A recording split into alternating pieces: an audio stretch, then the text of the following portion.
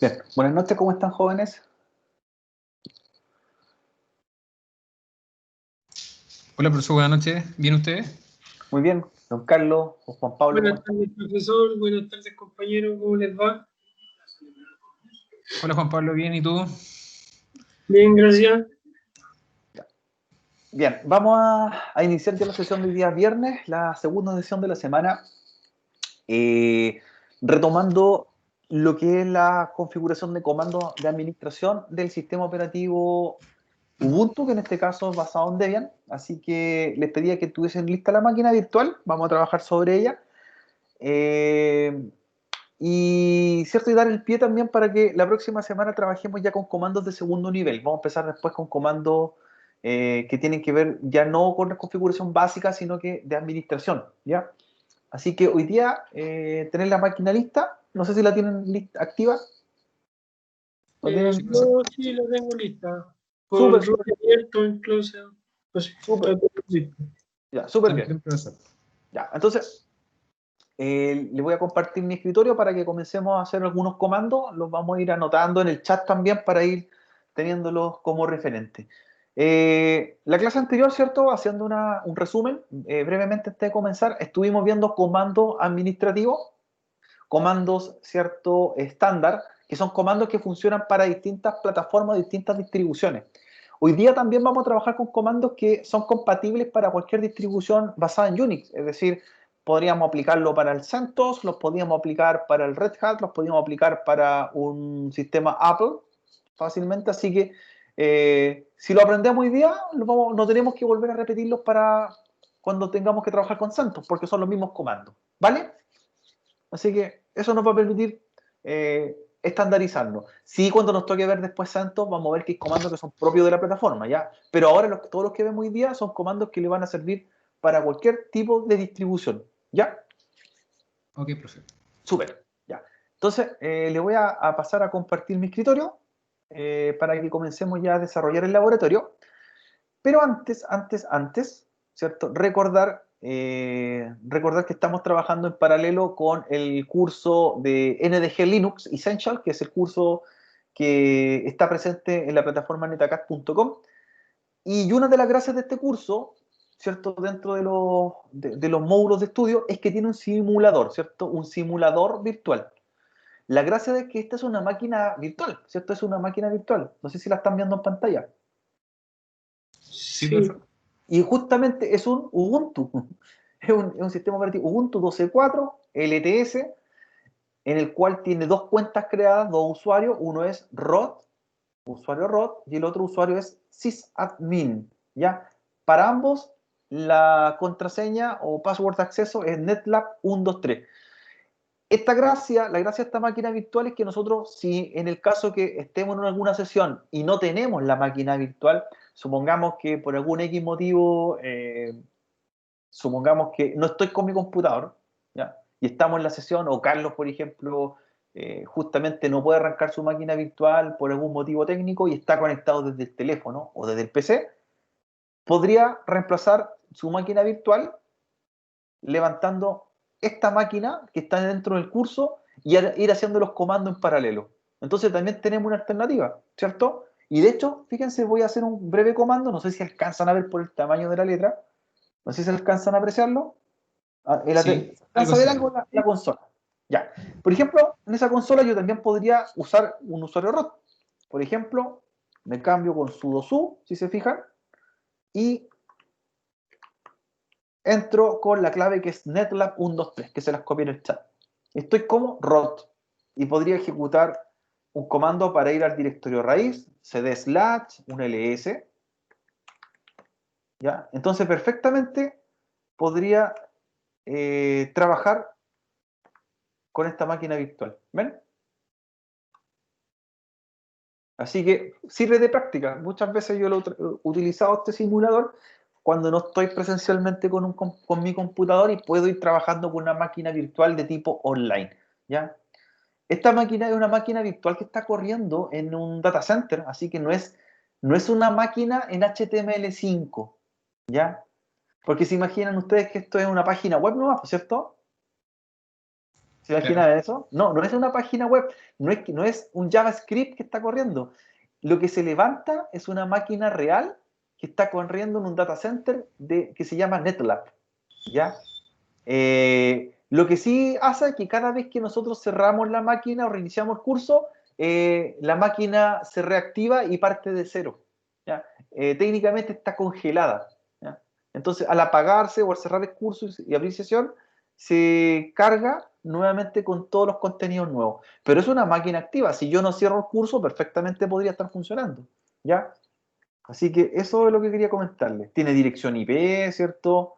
Esta máquina virtual puede actualizar paquetes. Así que puede ejecutar comandos, ¿cierto? Muy similares a los que hemos hecho anteriormente. Entonces, es una alternativa. Así que no sé si les parece o la han usado o no la han trabajado todavía. No, yo en este momento no he trabajado con la que está en NetAcad. Ya, De así momento, que échenle un vistazo. Es un Ubuntu, ¿cierto? Un Ubuntu bastante apto, ¿ya? Bastante rápido también. Así que es una máquina virtual que tiene buenas características. Es muy parecida a la máquina virtual que estamos trabajando nosotros en cuanto a componentes, ya en RAM, en disco duro, muy parecida. Es una máquina virtual que un script la levanta y nosotros estamos viendo la terminal de una máquina virtual insertada en un marco dentro de la página web, pero es una máquina virtual que se levanta en un data center, ¿ya? Y de hecho, cuando yo cargo, cada vez que cargo el curso, empiezan a aparecer los procesos cargando y todo tal como cómo funcionan nuestras máquinas virtuales. Así que eso es lo que les quería, les quería comentar. Para que tuviésemos, ¿cierto?, como referencia esta máquina virtual. Bien, vamos ahora a continuar. Ya ahí tenemos la máquina, ¿cierto?, de práctica. Control C, por ejemplo, para tener un comando. Cambio de usuario, fíjense. Puedo hacer un shutdown también.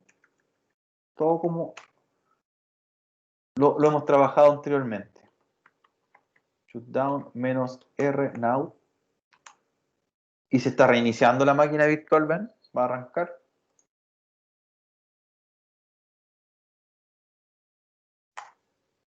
Arranca tal como sea una máquina real. Bien, vamos a lo nuestro entonces. Vamos a trabajar con la máquina virtual creada por nosotros, el Ubuntu Server. Y vamos a empezar inmediatamente con comandos. Inmediatamente con comandos. ¿Alcanzan a ver bien mi pantalla? sí, Sí, súper. Vamos a repasar, vamos a empezar a ejecutar comandos de tipo administrativos básicos que nos van a servir, ¿cierto?, para ir complementando los comandos anteriores y a dar una breve explicación de qué hace cada uno. Para trabajar con estos comandos lo vamos a hacer en modo root, así que en lo posible iniciaron con root. ¿Usuario root? sí. Sí, profesor. Sí. Si están con el otro usuario, se cambiasen. Perfecto. Perfecto. Entonces, vamos a empezar a repasar comandos. De hecho, comandos que requerimos conocer. Uno de ellos es aprender a actualizar nuestro sistema operativo. El sistema operativo lo podemos actualizar, pero para manipular paquetes, ¿cierto? O comandos que gestionen paquetes de actualización, requerimos una instrucción. A ver si se recuerdan que en algún momento lo hemos mencionado. ¿Qué comando se utiliza en las distribuciones basadas en Debian para realizar gestión de paquetes? Aquí vamos viendo una prueba de diagnóstico. ¿Con qué comando funcionamos? Get update. Exacto, aptitudes, ¿cierto? Aptitudes apt. Perfecto. Ahora, este comando, el apt-get o aptitude-get, es un comando propio de las distribuciones Debian. Por lo tanto, ¿este comando lo podría aplicar en el CentOS? ¿El apt? No, se supone que es solamente como para Ubuntu, creo. Bueno, para Ubuntu, para Debian, Kali Linux, cualquiera que sea, .deb. Cualquier .deb. Entonces, ese comando es un comando propio. Entonces, ahí ya lo diferenciamos. El comando de administración de paquetes que utilizan los sistemas operativos basados en RPM, Red Hat, Fedora, CentOS, SUSE, por ejemplo, es el comando yum. Entonces, ahí tenemos la diferencia. Yo no puedo aplicar un yum el comando yum update, por ejemplo, acá, porque no me lo compila porque es de otra plataforma. Y lo mismo que en un CentOS no podría aplicar el apt-get update, ¿ya? Esos son comandos como bien particulares dentro del listado de comandos o instrucciones que se pueden ejecutar. Pero hoy día vamos a hacer comandos estándar, por eso es importante que los tengan presentes, lo anoten, vienen en el material de todas formas, están ahí por si quieren consultarlo, están en los PDFs que hemos publicado, pero si ustedes quieren tener un libro ¿cierto? De consulta más rápido, anoten un blog de notas, ¿ya? Entonces, estos comandos, como les digo, son comandos genéricos y dentro de ellos vamos a empezar a aplicarlos inmediatamente. Entonces, en modo ROT, vamos a empezar a ver comandos que me permiten, por ejemplo, trabajar a nivel de administración de terminal, ¿ya? Vamos a aplicar el comando que nos permite limpiar el escritorio. El comando que nos permite limpiar el escritorio es el comando clear. Clear. Entonces, ¿qué hace clear? Me limpia en pantalla todos los comandos que tenga de ejecución. Clear. ¿Ya? Primer comando. ¿Lo conocían? ¿Se recordaban? Más o menos. Sí. Sí. Listo. Segundo comando. Un comando que me permite ver no solamente el calendario de la fecha actual, que ese lo hicimos con el comando calendar, cal, sino que hay un comando que me permite ver lo siguiente, el comando date. ¿Qué hace el comando date como instrucción? Me muestra inmediatamente fecha y hora, ¿cierto? Y zona horaria en la que estoy asociado. En este caso dice -4, y estamos en la zona -4 del Ecuador. ¿Ya? Viernes 28 de agosto, 18:51. Comando date, ¿cierto? Hora y fecha. ¿Bien? Súper bien. Juan Pablo, bien, ¿cierto? Sí, todo bien. Bien. Cal, ¿cierto? De calendar, la diferencia era que mostraba el calendario gregoriano en el que estamos y específicamente lo que muestra es el día, ¿cierto? Destacado. Súper bien. Siguiente comando que tiene que ver con la manipulación de fecha y hora, ¿ya? Este comando, lo voy a escribir primero, es el comando hwclock. hwclock, ¿ya? hwclock. ¿Qué significa hwclock? Como hardware clock. Lo que muestra también la hora y fecha del sistema, pero la muestra del reloj interno. Eso quiere decir que me va a mostrar cuántos segundos de inicio tengo en el sistema operativo, cuántos segundos lleva funcionando, expresado en milisegundos. Entonces, ahí está la diferencia, si se fijan, entre date y hwclock. Ambos me muestran el día, el mes, el año, la hora, minuto, pero el hwclock me muestra los milisegundos que van de ejecución desde que el procesador arrancó. ¿Ya? Pasa que Bien. tengo un problema porque date me muestra una hora, pero el HW clock me muestra otra. Es que uno te está mostrando la hora del BIOS y la otra la hora del sistema operativo. El hwclock debería mostrar la hora, es la hora interna del reloj interno del BIOS. Y el date muestra la hora del sistema. ¿Cómo con eso? hwclock le pregunta la hora al BIOS y los milisegundos que tiene activo el BIOS. Y el date me muestra la hora del sistema operativo. Uno es de capa, ¿cierto?, de alto nivel y el otro es de bajo nivel. ¿Bien? Siguiente comando. ¿Ya? Vamos a ver, a limpiar pantalla, clear, para seguir mostrando comandos de configuración. Este comando, que vamos a ver ahora, llamado setterm, significa la abreviatura de setear terminal, setterm. ¿Qué es lo que hace el comando? Me muestra los parámetros que yo pudiese cambiarle gráficamente a la terminal. Setterm, ejecútenlo. Ya, setter no funciona por sí solo, sino que hay que agregarle uno de los parámetros que aparece en el listado. ¿Para qué sirve? Es más que nada un comando cosmético.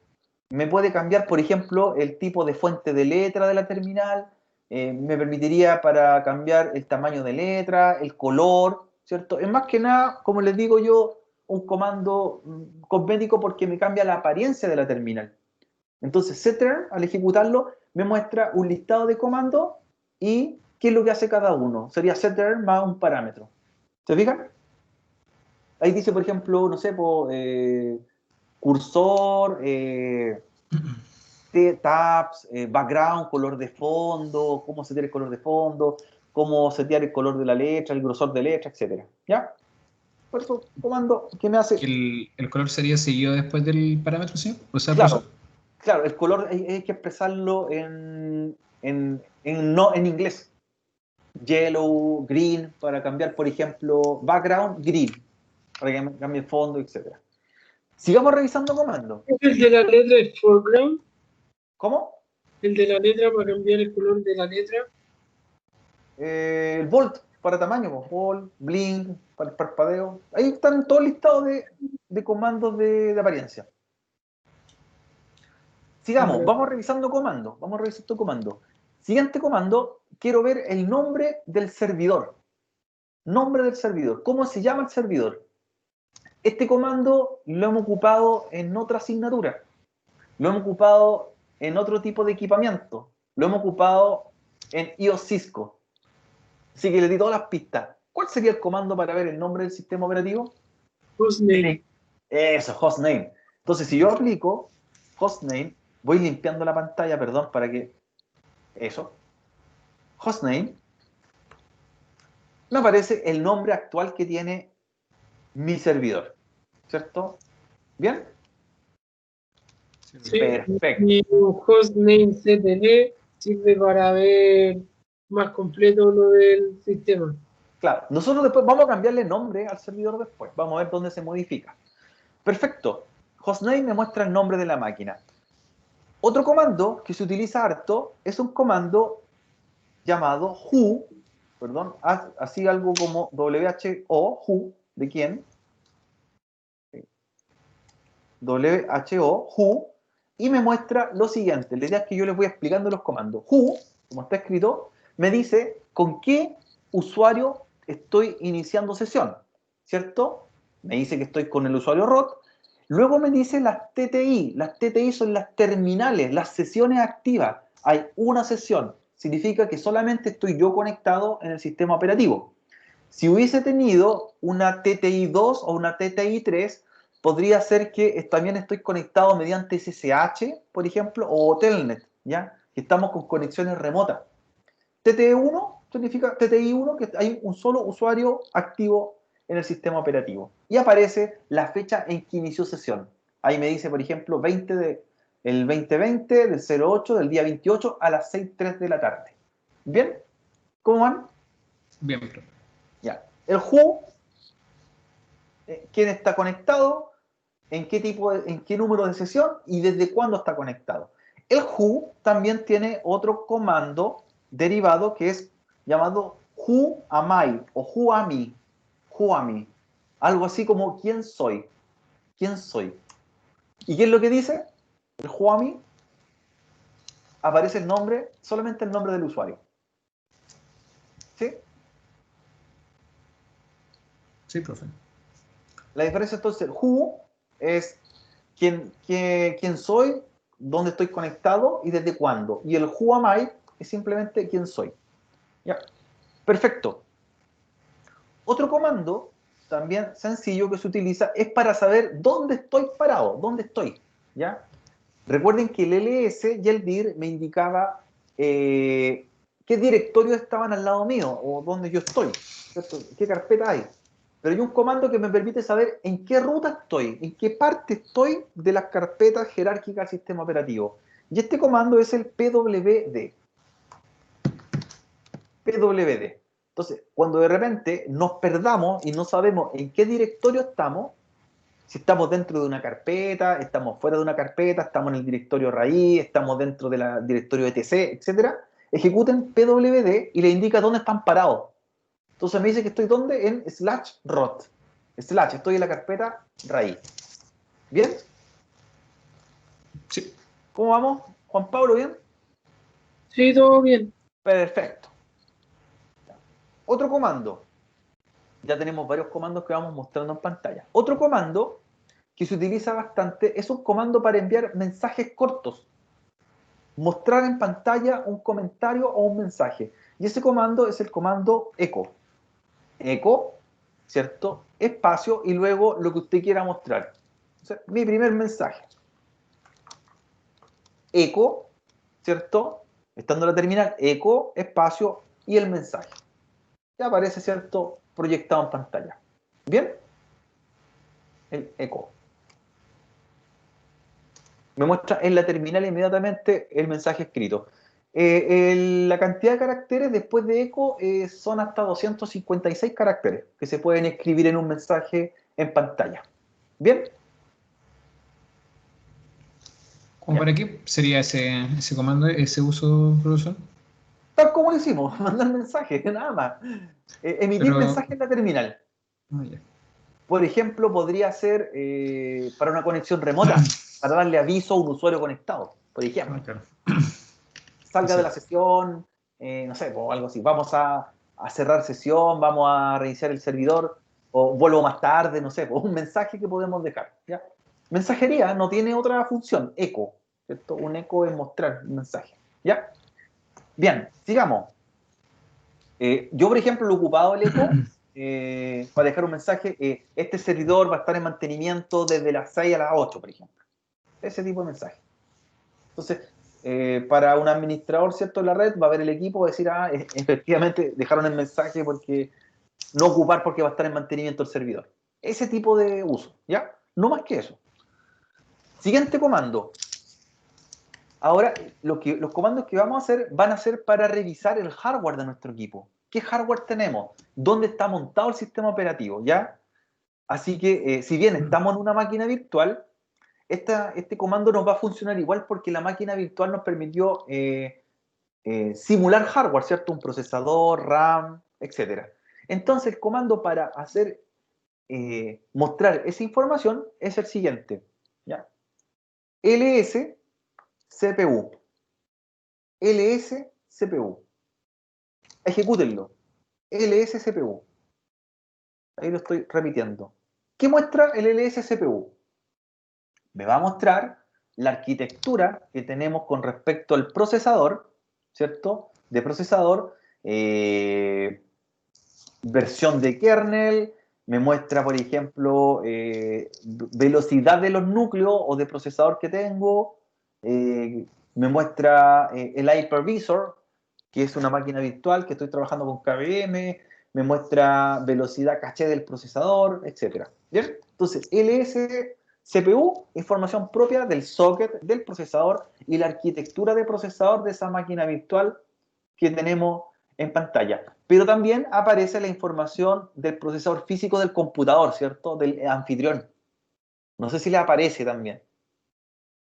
Arriba en la arquitectura aparece la versión de la arquitectura de la máquina virtual, pero más abajo, en Model, aparece el Claro, sí. procesador físico, Sí. ¿cierto? Porque si bien es una máquina virtual, pero está sobre hardware real. Perfecto. Ahora tenemos que entender que si esto lo hiciésemos, este comando lo ejecutamos en un servidor real, obviamente va a mostrar la información de los procesadores y núcleos reales que están instalados. ¿Bien? Ahora, no solamente podemos ver la información del procesador, podemos ver también la información de la placa madre. Y eso me permite también identificar información como modelos, números de serie, que también es bueno tenerlo a mano como comando de consulta, ¿ya? En el servidor, para comprar un repuesto, ¿cierto? Para ver alguna información específica de la placa. Entonces, si el comando ls-cpu era el comando para ver información del procesador, el comando para revisar la información de la placa madre es el comando ls-pci. ls-pci. Así para que lo ejecuten. ¿Ya? Del listar, ¿cierto? Listar. Listar arquitectura PCI, el otro era listar unidad central de proceso. ¿Qué aparece? Eventualmente un modelo de una placa, Intercorporation me aparece, buses de datos, me aparecen tarjetas de video simulada también, aparece controladoras de la tarjeta de red, controladoras multimedia de audio, aparecen controladoras USB, ¿cierto? Aparece también la controladora SATA de los discos duros. ¿Ya? Información, ¿cierto?, del hardware de la placa madre. ¿Cómo vamos? ¿Cómo van? Bien, profe. ¿Bien? Súper bien. Perfecto. Bien. Entonces, estamos viendo comando administrativo. Perfecto. Siguiente comando. El siguiente comando que vamos a ver ahora es el comando pstree, como ps árbol, ¿ya? pstree. pstree. ¿Qué hace el comando pstree? ¿Ya? Este comando me muestra en una estructura jerárquica de directorio, por eso me muestra carpetas que están dentro de otras, ¿cierto? Con esa ramificación de los directorios donde están enfocado el kernel del sistema operativo, es decir, las carpetas donde está el kernel y qué es lo que contienen. ¿Bien? pstree. Aparecen varios directorios, ¿cierto? Y dentro de unos directorios aparecen, ¿cierto? Carpetas dependientes. systemd, account daemon, etc. ¿Bien? ¿Sí? Directorios del kernel y donde están como para ubicarlos posteriormente. ¿Cómo vamos, Juan Pablo? ¿Bien? ¿Bien? Sí, bien. Siguiente comando, yo voy limpiando la pantalla, ¿cierto? Para ir despejando un poco y repasando los comandos. El siguiente comando me indica cuánto es el espacio de almacenamiento que tengo en los discos de almacenamiento. Cuánto espacio tengo libre, cuánto tengo en uso, cuáles son las particiones que tengo creadas en el disco duro, la partición raíz, la partición swap, etc. Y el comando es df. df. Ejecutan df y me aparece uno de los directorios que me interesaba revisar, que es el directorio raíz, el slash. Aparece que el disco, en realidad, el orden que le da el disco, en Windows se le denomina partición o disco C al disco inicial que tengo instalado, ¿cierto? El disco C. Acá se le denomina con una letra. En este caso se va a denominar como el dev SDA1. Si tuviese un segundo disco duro, se va a llamar dev SDA2, dev SDA3, dev SDA4 y así sucesivamente. En Windows, esta contraparte sería C, D, E, F hasta la Z, ¿cierto? ¿Sí? Aquí se diferencian con SDA y un número. Ahí me dice que tengo 19% de uso, dice que tengo 7 y algo gigas, ¿cierto? Libre, están en bytes expresados, en bytes, y 9 y algo gigabytes, ¿cierto? Disponible. ¿Bien? ¿Cómo van? Bien, profe. ¿Bien? Bien. Perfecto. Perfecto. Y el último comando, voy a ir borrando. De esta parte se lo voy a preguntar a ustedes ahora, este comando. Hemos hecho un listado de comandos desde que iniciamos sesión, comandos administrativos, ¿cierto? Que están ahí anotados, están hechos en pantalla. Ahora, ¿con qué instrucción de comando podemos ver todos los comandos que hicimos en lo que llevamos de la clase? History. History, perfecto. History. Entonces, con History, ejecuto History y me va a mostrar el listado, ¿cierto?, de todos los comandos que hemos hecho, no solamente ahora, sino que hemos hecho en las sesiones anteriores, ¿cierto? Hoy día empezamos a trabajar desde el comando clear, por ejemplo, desde el 45 fue el comando que ejecuté.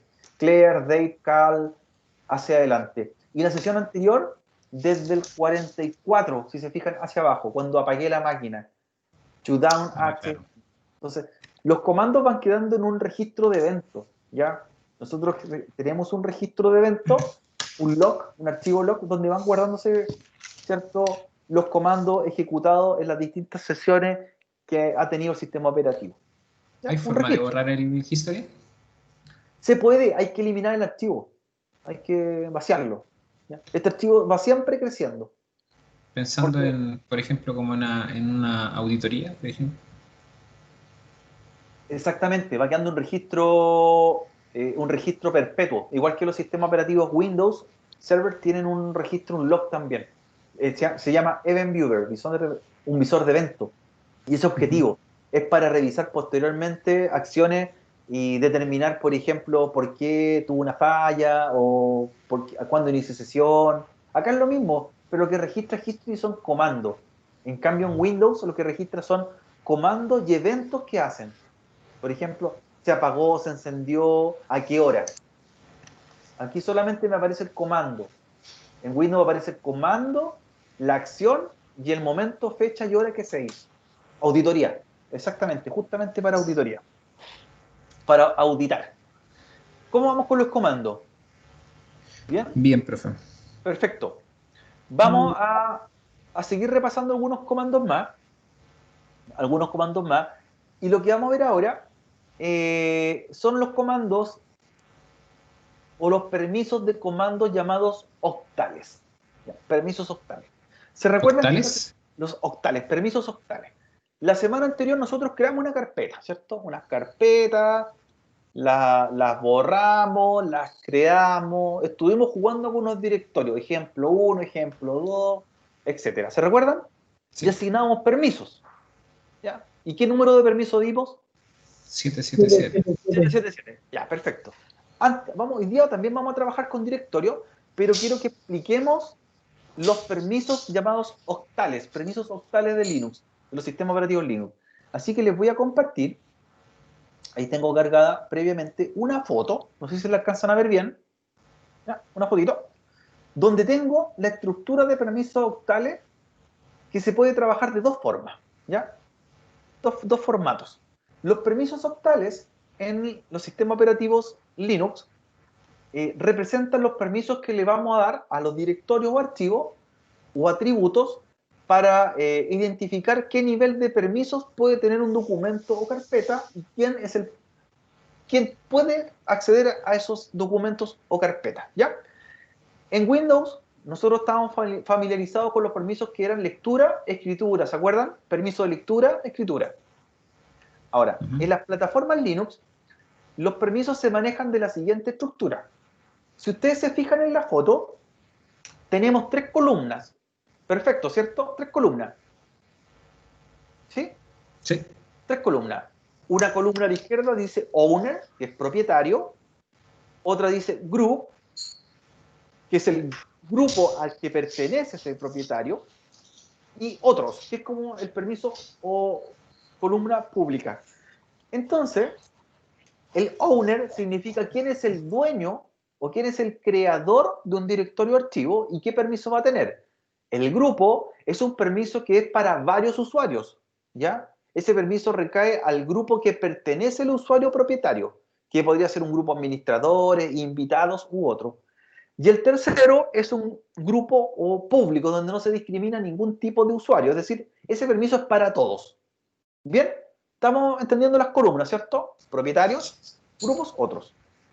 Los permisos son 3 tipos que puedo entregar para cada una de las columnas. Por lo tanto, en la segunda fila, que está en naranjo, aparecen 3 siglas, ¿cierto? RWX, ¿cierto? RWX, los cuales significan R de lectura, read, ¿cierto? Un permiso de lectura, el W, De write, escritura. escritura, y el X, ejecución. Eso me está indicando que si la columna propietario, ¿cierto? La primera columna, a un documento del propietario le damos el permiso W, significa que ese propietario va a poder modificarlo o escribirlo, ¿cierto? Va a tener el atributo W o write. Si a ese mismo documento le damos el atributo RW, la R y la W, significa que ese archivo, carpeta o documento, el propietario lo va a poder no solamente leer, porque tiene permiso R, sino que también lo va a poder modificar. ¿Bien? Vamos bien, ¿cierto? Entonces, R, voy a agrandar la letra acá para que lo veamos mejor.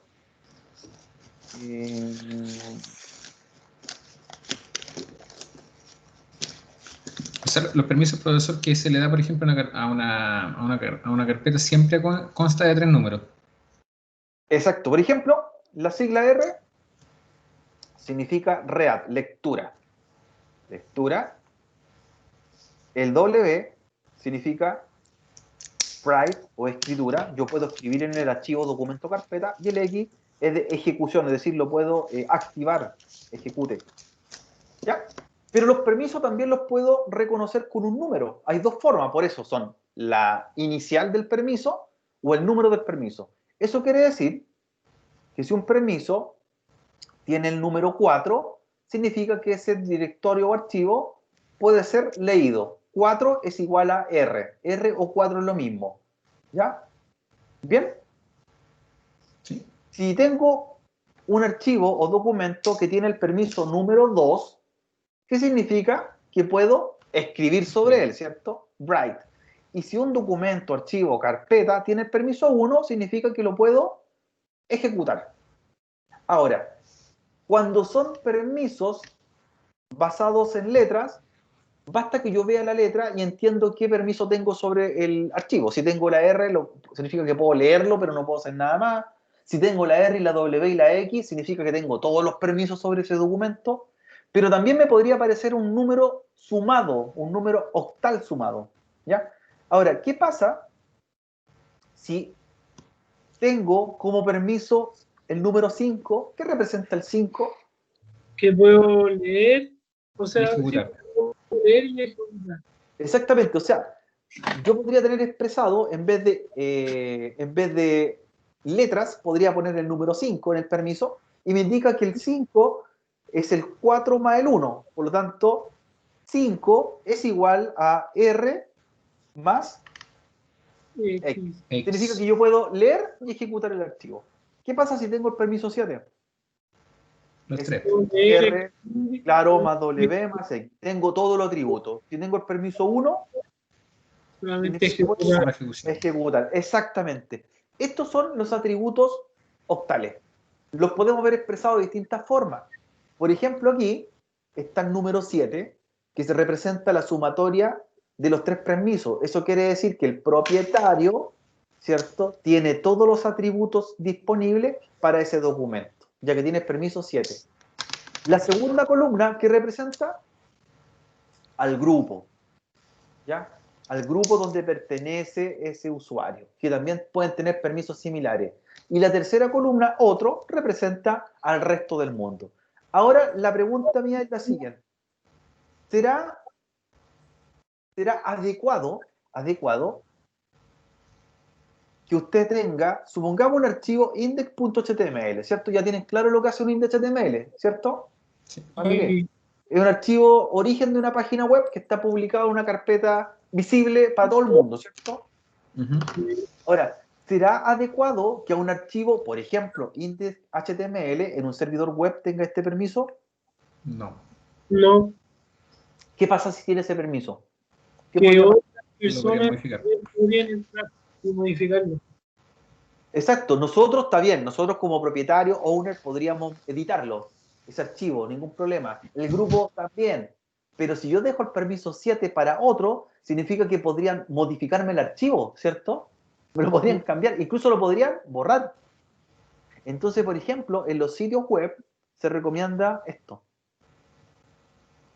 Por ejemplo, 775 para los archivos que son visibles para todo el mundo, ¿ya? Para que no puedan, ¿cierto?, modificarlo. Lo puedan ver, lo puedan ejecutar, pero no modificar. Entonces les queda como una propiedad de lectura, ejecución, pero no como una propiedad de escritura. ¿Bien? Sí. Juan Pablo, Sí, Juan Carlos, clarito, ¿cierto? ¿Estamos claros con la información? Perfecto, perfecto. Vamos a proceder ahora, ya que vimos los permisos octales, que es súper sencillo, es más sencillo de lo que parece. Y vamos a empezar a manipular algunos directorios. Vamos a entrar también a la carpeta Home. Vamos a aprender a crear un documento hoy día y también darle atributo a un documento. ¿Ya? Así que volvemos a la máquina virtual. Ahí vamos a dejar de ayuda a memoria, ¿cierto? En caso que lo olvidemos. Ahí yo lo anoté, ¿cierto? Por si lo necesitamos. Se los voy a copiar en el chat, los permisos, para que los recuerden. Profe, ¿y los permisos especiales los vamos a ver también o no? Sí, tomamos los permisos especiales. Estamos primero con los permisos básicos. Estamos ahí en la parte de administración, ya los vamos a trabajar. Como permisos jerárquicos. Los permisos básicos, por ejemplo, los que vamos a ocupar ahora, si yo le doy un permiso a una carpeta, esos permisos son también extensibles para los documentos que están adentro. Después vamos a ver cuáles son los permisos recursivos, los cuales a la carpeta le doy un permiso, pero el archivo que está adentro otro permiso distinto. ¿Ya? Bien, vamos entonces a continuar. Estamos en el servidor. Volvemos a la carpeta, vamos a ir a la carpeta raíz. Así que vamos a limpiar pantalla y vamos a ir a cd, ¿cierto? Change directory o cambiar de directorio, espacio slash. Vamos a la carpeta raíz. Vamos a revisar y vamos a entrar al home. Ya, dentro de home. Ya, dentro de home. Entonces, dentro del directorio personal, dentro de home, está la carpeta de cada usuario que está creado. Ahí está mi usuario llamado Rodrigo. Entro a Rodrigo. Usted también entra a su carpeta. Ya. Y tenemos un directorio que hicimos en la sesión anterior. Perfecto. Eso es lo que tenemos hasta ahí. No sé si tienen uno o dos carpetas. ¿Cuántas tienen? ¿Una o dos? Una. Y la otra. Otra labor. Perfecto. Vamos a aprender ahora a recordar cómo crear un directorio y vamos a trabajar con un editor de texto. Entonces, nuevamente ejecutamos el comando mkdir. Vamos a crear un segundo directorio. mkdir, denle un nombre al directorio. Ejemplo 2. ¿Ya? mkdir, ejemplo 2. O el nombre que usted quiera. Ya. Asígnenle los permisos totales a ese directorio. Todos los permisos. ¿Se acuerdan cuál es el comando de modificación de permiso? chmod. chmod, ¿cierto? chmod. Dele todos los permisos a ese directorio que recién creó. Para el grupo, para el propietario y para todos los demás. Sería chmod 777. 777. Exactamente, y el nombre del directorio. Ejemplo 2. Perfecto. Veamos los atributos del directorio. ls, espacio, /als. Recuerden que el comando ls lista los directorios o archivos, pero el comando agregándole el parámetro als, ¿qué me muestra? Me muestra más información. ¿Qué aparece? ¿Qué atributos tiene, por ejemplo, ahora, o permisos en la carpeta ejemplo 2? Fíjense. Le pertenece a root. RWX. Están las tres columnas, ¿cierto? ¿Y qué significa la D, profe? De directorio. Ah, ok. Directorio, carpeta. Y se fijan que empieza RWX, los tres primeros RWX representan el 7, ¿cierto? Y sería para la columna propietario. Después nuevamente dice RWX, que vendrían siendo para el grupo, y nuevamente RWX para todos los demás. O sea, con eso me está indicando que ese directorio tiene atributos totales. Profesor. ¿Bien? Ejemplo 1 parece que no le cambiamos los permisos. No le dimos, claro. Entonces, el único que tiene atributo es el propietario. Ah, ok. Y el usuario por defecto queda como solamente ejecución. Claro, lo que me está diciendo en el ejemplo 1, que fue la carpeta que hicimos en la clase anterior, dice que el propietario tiene el permiso RWX, todo, ¿cierto? Un permiso 7. Si eso lo traduzco en número, sería 7. ¿El grupo qué permiso tendría? 3. El R, lectura. Ah, no, tiene lectura y ejecución. Lectura, claro. ¿Y el resto? No, solamente ese tiene ejecución. Claro, entonces sería 5, sería 7, 5, 1. 7, 5, 1. Así que eso. Perfecto. Ya, vamos a entrar a la carpeta que recién hicimos que se llama ejemplo 2. Entremos. Vamos a trabajar con ese directorio. Ya, cd ejemplo 2. Ya. Está vacía, ¿cierto? No hay nada. Vamos a construir ahora documentos. Para trabajar con la manipulación de documentos o archivos, existen varios tipos de editores, ¿cierto? Cuando hablamos de editores, vienen siendo cualquier programa o aplicación que nos permita a nosotros manipular texto, ¿cierto? O extensiones. En Windows tenemos el bloc de notas, ese es un editor, ¿cierto? ¿Ya? En Linux tenemos varios tipos de editores. En el chat le voy a escribir algunos. Por ejemplo, hay uno bastante popular que se llama Gedit, pero es un editor gráfico que requiere una interfaz gráfica para poder usarlo. Por lo tanto, requiere que tengamos un escritorio como Genome o KDE. En este caso, no podemos usar Gedit porque estamos trabajando con línea de comando, ¿cierto? Con respecto a línea de comando, hay dos editores. Bi y Nano. Bi y Nano. Ambos llegan al mismo resultado. Ambos son editores de texto por los cuales yo puedo generar documentos, guardarlos, modificarlos, manipularlos, editarlos. ¿Ya? En el ejercicio de hoy día vamos a ocupar el editor Nano, ¿ya? Que es un editor que ya viene preinstalado en los sistemas operativos. De hecho, ya está instalado como un paquete. ¿Bien? Ese editor viene en gran parte de los sistemas operativos, tanto basados en Debian como basados en Red Hat. O sea, lo vamos a encontrar casi siempre, ¿ya? Así que vamos a activar Nano. Para llamarlo, simplemente lo ejecutamos en la terminal. ¿Ya? Entonces, Nano, ¿ya? Nano, Enter, y se abre el editor, ¿cierto? Me aparece en la versión 2.53. ¿Cómo estamos? ¿Bien? Bien. Juan Pablo, Juan Carlos. Bien, profe. Perfecto, perfecto. Este editor, recuerden que nos permite crear desde un editor de texto sencillo hasta programar en lenguajes, ¿cierto?, de programación. Yo podría programar un script en Python, trabajando la extensión .py, podría crear un archivo HTML, podría crear un archivo TXT, ¿cierto?, un jar para Java, etc.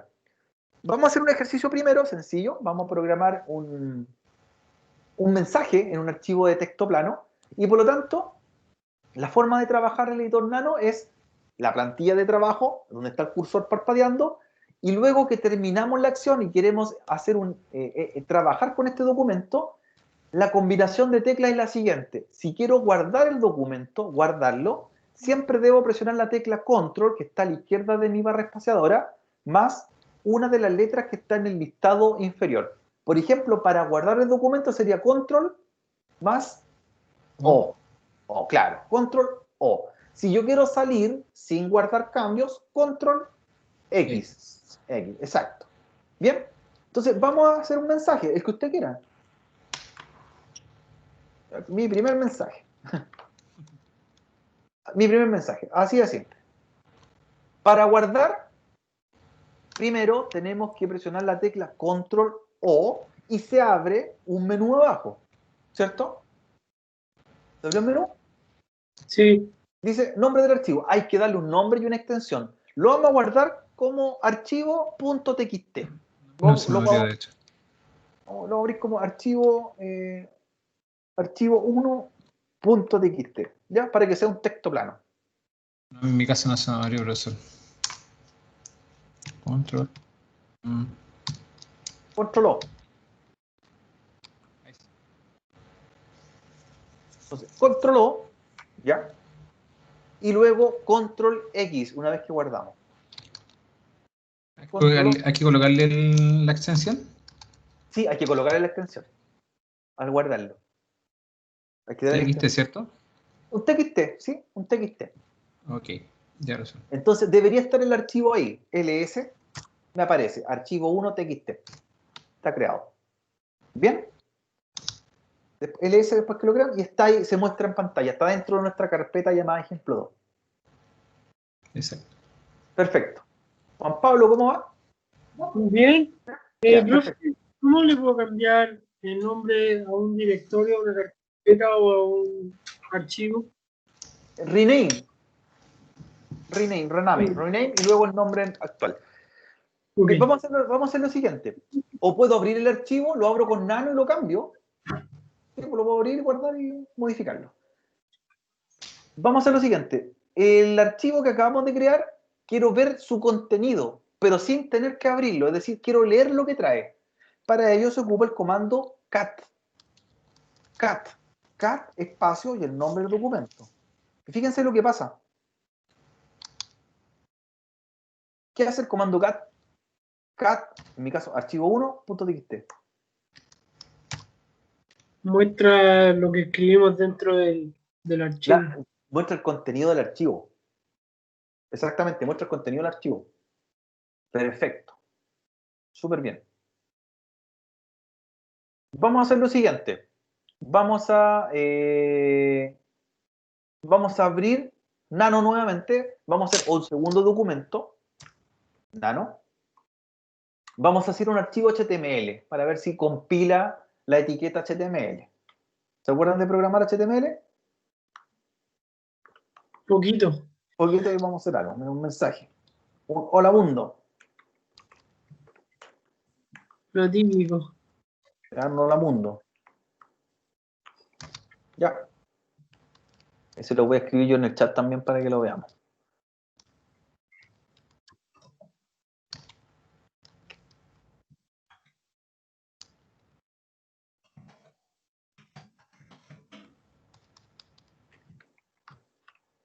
Qué lata, aquí no está el autocompletar. No, pues hay que escribir a manito, a manito. Ya. Estamos haciendo entonces un mensaje cortito, un hola mundo. Lo vamos a ocupar después cuando veamos el servidor web, ahí vamos a ocupar el editor. Vamos a guardar el documento, control O, lo vamos a guardar como index.html, y al momento de darle la extensión, fíjense lo que pasa, cuando le dan la extensión al archivo. Cambia de color las letras. Claro, y el editor igual identifica que hay código. Cuando estén programando, por ejemplo, en PHP o Python, va poniendo etiquetas verde y roja. Entonces va diferenciando las etiquetas que abren o cierran documentos, los comentarios y todo. Entonces yo podría igual programar código con Nano, así que compila. Nano es mucho más, reconoce más lenguajes que Vi. Esa es la diferencia. Nano es mucho más completo en ese sentido. Bien, vamos a salir, control X, y vamos a ver el contenido con el comando cat. Cat index.html. ¿Qué aparece? Hola, mundo. El contenido que está dentro, o sea, todo el texto. Perfecto. Ahora, ¿podemos editar un archivo? Sí. Por ejemplo, si queremos editar el index que creamos recién, sería el comando nano y el nombre del archivo. En este caso, nano espacio index.html. Y ahí lo vuelvo a abrir, ¿cierto? Lo abre nuevamente y yo quizás voy a poner una palabra más. Hola mundo 1.3. Y lo vuelvo a guardar. Control O, control X.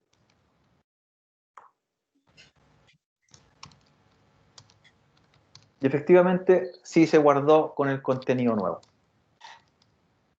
¿Bien? Sí, profesor. Sí. Súper bien. Vamos a lo último ahora. Ya, vamos a la última parte. Vamos a ir a la raíz nuevamente. Vamos a salir de las carpetas personales. Vamos a ir a la raíz. Y vamos a dirigirnos al directorio donde están las configuraciones de programas. A ver si se recuerdan. ¿Cuál es? Necesitamos modificar un programa. O una... ¿En qué carpeta estaría? Creo que ¿Bin? el BIM. ¿En cuál? ¿En cuál? BIM. B-I-N. Ojo, bin están los ejecutables de los programas con que yo levanto bajo una aplicación. Acá En sí. bin yo levanto bajo un programa o demonio. Las configuraciones de esos programas demonios están en etc. Entonces entramos a etc. En etc están las configuraciones y en bin están los ejecutables. Y ahí tenemos la diferencia con los sistemas operativos Microsoft. En Microsoft, cuando se instala un programa, se guarda todo el directorio completo en archivos de programas. Y adentro se guarda el ejecutable, el .exe, para que levanten la aplicación, y también están las librerías y archivos de configuración del programa. En cambio acá, los ejecutables están en un lado, ¿cierto? Y por otro lado están las carpetas de configuración. Entonces eso me da un nivel de seguridad mucho más robusto, se separan. Dentro de ETC, ¿cierto? Ejecuten ls, ¿cierto? Entren a etc primero, ¿ya? Y dentro van a encontrarse con varios archivos de configuración, archivos y directorios. Los directorios están en color azul, los archivos están en color blanco, ¿cierto? Blanco u otro. Y lo que vamos a hacer es cambiarle el nombre a nuestro servidor. Por lo tanto, vamos a editar un archivo. El archivo se llama hostname. Entonces, vamos a abrir con el editor Nano el archivo llamado hostname que está alojado en esta carpeta. Nano hostname. Nano espacio hostname. No tiene extensión. Así que simplemente es nano hostname. Y se van a encontrar que está el nombre del server. Sí. Perfecto, vamos a hacer un taller bien sencillo. Cámbiale el nombre. Con minúscula. Yo le voy a poner NS1 con minúscula. Lo voy a colocar lo mismo, pero va a hacer un guión bajo. Claro, diferenciémoslo. Guarde el documento. Guardémoslo. Control X. Y reinicie su server para ver si efectivamente cambia. Por el momento, como no hemos reiniciado, está con el nombre actual. Reiniciemos. Shutdown. -R now. Voy a hacer un reload. Shutdown -R now. Estoy con mayúscula, ¿cierto? Estoy con mayúscula. Voy a reiniciar mi servidor. Vamos a arrancar correctamente y vamos a ver qué pasa. Sí, ahora aparece con en minúscula, NS1. Exacto, aprendimos a modificar el parámetro. Ahí está, con minúscula. Entonces, modificamos el nombre. Ahí le estamos sacando ya provecho al comando o al editor nano. Bien, súper bien. Voy a aprender a recordar cómo se actualiza. ¿Cómo se actualiza el sistema operativo? apt-get update. Exacto. Update, para ver si hay paquete o cierto parche nuevo. Todas las semanas por lo menos hacer una vez el apt-get update. Ahí no me encontró nada. Perfecto. Bien. ¿Qué les pareció la sesión? Vimos varias cosas. Sí, bastante. Claro. Todos estos comandos son de tipo administrativo básico, comandos genéricos que nos van a servir para otras distribuciones. Así que no necesitamos después nuevamente estudiarlos porque ya los conocimos una vez. Para recordar si ustedes quieren modificar o editar después en CentOS va a ser lo mismo. ¿Ya? Profesor, consulta. El bin era para los ejecutables y el etc de las configuraciones, ¿cierto? Exacto. El bin están los ejecutables para levantar o bajar programas. Por ejemplo, yo podría el bin iniciar un servicio o bajar un servicio con bin, por ejemplo, Apache, Start o Stop o Reload. Y si quiero modificar el servicio web Apache, voy a la carpeta etc y ahí están sus archivos de configuración. ¿Bien? Okay. Entonces, en bin apuntamos a levantar o bajar programas, procesos, demonios u otro, y en etc las configuraciones del mismo. Listo, terminamos la sesión de hoy día. Vamos a guardar entonces el video, guardar la máquina, apagarla. La próxima semana vamos a trabajar también con algunos comandos, con las tarjetas de red, ¿ya? Vamos a ir avanzando con unos comandos un poquito más avanzados y después vamos a hacer la instalación de CentOS, ¿ya? Así que vamos a seguir viendo comandos en paralelo. La idea es que la máquina Ubuntu Server no la borren porque la vamos igual a trabajar en paralelo con la Ubuntu, ¿ya? Con la CentOS, perdón, ¿ya? Vamos a instalar paquetes también, que no lo hemos hecho, aprender a instalar paquetes, porque hasta ahora hemos actualizado, pero no hemos instalado ningún programa. Después vamos a instalarle paquete y programa. Para transformar nuestro servidor Ubuntu en un servidor, por ejemplo, que se puede acceder por SSH, o levantar un servidor web, levantar un gestor de base de datos, hacer algunas cosas. ¿Ya? Profesor, una consulta. ¿Sí? Pero esto es en lo que enseñó la primera clase de la máquina virtual de Amazon. Si yo tuviera una cámara IP, yo podría alojar, por ejemplo, configurarla que como respaldo de la imagen la esté tirando al servidor de Amazon. Exacto. Sí, levanta un servidor FTP. La tiene siempre encendida, ningún problema. Claro, porque una máquina válida con una IP pública, pues. Entonces es una máquina real, pues. Exacto. Y de hecho, todo lo que estamos haciendo nosotros en estos talleres, usted lo podría replicar en la máquina de Amazon después, pues. Vamos a hacer un servidor web, por ejemplo, acá. Vamos a levantar un servidor FTP también. Vamos a levantar SSH, un servidor de base de datos. Y todo eso aprendido, llévelo a Amazon. Bueno, voy a intentar hacerlo entonces. Los mismos comandos. Listo, señores. Apagamos las máquinas, cerramos la sesión y nos estaríamos viendo la clase de la próxima semana. Vayan en paralelo trabajando con el curso, ¿cierto? Leyendo los capítulos, viendo los comandos que ya empiezan a ponerse más avanzados y las configuraciones ya del capítulo 3 y 4 que son las que vamos a trabajar la siguiente semana, ¿ya? Profe, la prueba para cuándo estaría haciendo. Está publicada la fecha ya en la intranet, aparecen. ¿Hasta qué unidad va a ser la prueba? Va a ser de la unidad 1 del curso. La segunda prueba va a ser ya más de CentOS. La primera va a ser un trabajo con comandos básicos, ¿ya? Como los que estamos haciendo. No, pero Un taller con comandos. ¿La prueba va a ser de la materia que hemos pasado o de lo del curso de NetAcad? Va a ser de ambas cosas, porque va a De ser una ambas prueba cosas. práctica. Entonces, como vamos a ocupar comandos y de repente usted se olvidó, los busca en NetAcad.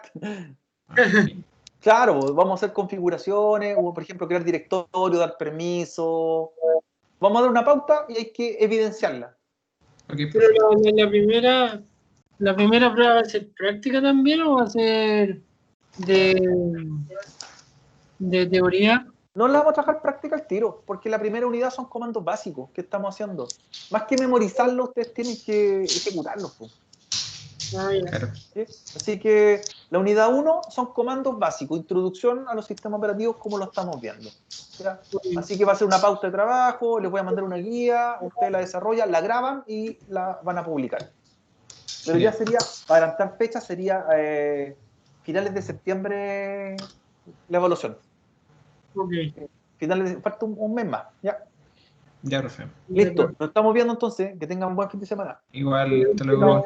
Chao, Juan Pablo.